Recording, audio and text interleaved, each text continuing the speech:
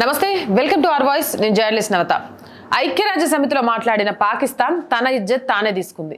ఏ మాత్రం కూడా సిగ్గు లేకుండా, ఏ మాత్రం కూడా అసలు ఐక్యరాజ్య సమితి చెప్తుంది ఏంటో తెలుసుకోకుండా మాట్లాడి ఇలాంటి దేశాలు కూడా ప్రపంచంలో ఉంటాయా అనిపించింది. అసలు ఇంతకు ఏం మాట్లాడింది అనుకుంటున్నారా?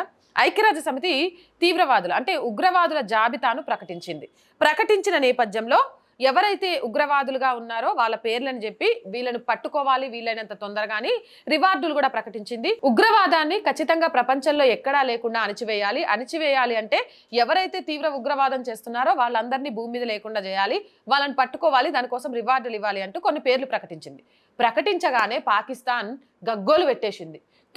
మీరు ప్రకటించిన పేర్లన్నీ ముస్లిం పేర్లే, గట్లెట్లా ప్రకటిస్తారు అని సిగ్గుండాలి. ఉగ్రవాదులు ముస్లింలు అయినప్పుడు వాళ్ళ పేర్లు కాకపోతే ఇంకెవరి పేర్లు ప్రకటిస్తుంది? ఇప్పుడు ఉదాహరణకు నేను కొన్ని చెప్తా. జైషే మహమ్మద్ ఉన్నాడు, మరి ఆయన ఏమందాం? జైషే మహమ్మద్ని క్రిస్టియన్ అందామా, హిందూ అందామా, లేకపోతే జైన్ అందామా, పార్షి అందామా, బౌద్ధ అందామా?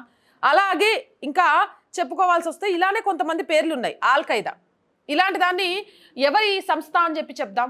ఎప్పుడు కూడా శాంతితోనే ఏదైనా సాధించవచ్చు, కానీ మీ పోరాటం దేనికి? మీరు చేసేది చాలా తప్పు, అలాంటి వాళ్ళు ఈ భూమి మీద ఉండకూడదు అని పోరాటం చేయాలి. కానీ మీరు అన్ని ముస్లిం పేర్లు చెప్పిందంటే ఆడ క్లియర్ కట్ కదా.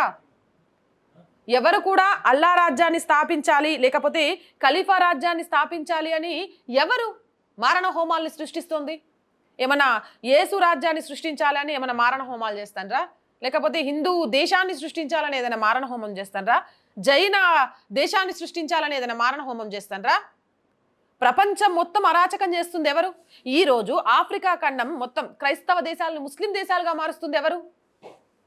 ఇవన్నీ కనిపించవా, వినిపించవా? పట్టుబడుతున్న ఉగ్రవాదులంతా ఏ సామాజిక వర్గానికి చెందిన వాళ్ళు? అక్కడ దాకా ఎందుకు? ఈ మధ్య కాలంలో ఎన్ఐఏ దర్యాప్తుల్లో ఆంధ్రప్రదేశ్, కర్ణాటక, బెంగళూరు, అస్సాము, బీహారు, తెలంగాణతో పాటు చాలా చోట్ల కొంతమంది తీవ్రవాదులు దొరికారు. వాళ్ళంతా ఎవరు? ఏ సామాజిక వర్గానికి చెందిన వాళ్ళు? ఇలాంటి వాదనలు చేసి పాకిస్తాన్ ఉన్న ఇజ్జత్తును తీసుకెళ్లి గంగలో కలుపుతోంది. ఇంత దిగజారి మతం పిచ్చిలో జరుగుతున్న మారణ హోమాన్ని కూడా కనిపెట్టలేకపోతుందంటే దాని గురించి అసలు ఏం మాట్లాడాలో నాకు అర్థం కావట్లేదు. మీరేమంటారు? మీ అభిప్రాయం ఏంటి? కామెంట్ సెక్షన్లో పెట్టేయండి. మోర్ వీడియోస్ కోసం ఛానల్ వెంటనే సబ్స్క్రైబ్ చేయండి. చాలా మంది వీడియోస్ చూస్తున్నారండి, బట్ సబ్స్క్రైబ్ చేయడం మర్చిపోతున్నారు. ఆర్ వాయిస్ పొలిటికల్ రెండు మన ఛానల్స్ ఏనండి. So please subscribe our channels. మీరు చేసే సబ్స్క్రిప్షన్ ఈ ఛానల్కి కొండంత బలాన్ని ఇస్తుంది. అలాగే కంటెంట్ బాగుంది అనిపిస్తే లైక్ చేయండి, షేర్ చేయండి. దాని ద్వారా వీడియోస్ వైరల్గా మారతాయి. ఆర్థికంగా కొంతకాలం ఆర్ వాయిస్ని నడిపించాల్సిన బాధ్యత మీ మీదే ఉంది. ఆర్ వాయిస్కి ఆర్థికంగా సపోర్ట్ చేయాలి అంటే సబ్స్క్రిప్షన్ పక్కనే జాయిన్ అనే బటన్ ఉంది. 1 to 5 లెవెల్స్ ఉన్నాయి. ఏదో ఒక లెవెల్లో సపోర్ట్ చేయండి.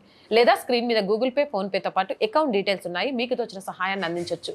వ్యాపార ప్రకటనల కోసం 8328500576 నెంబర్ని సంప్రదించండి. జై హింద్, జై భారత్.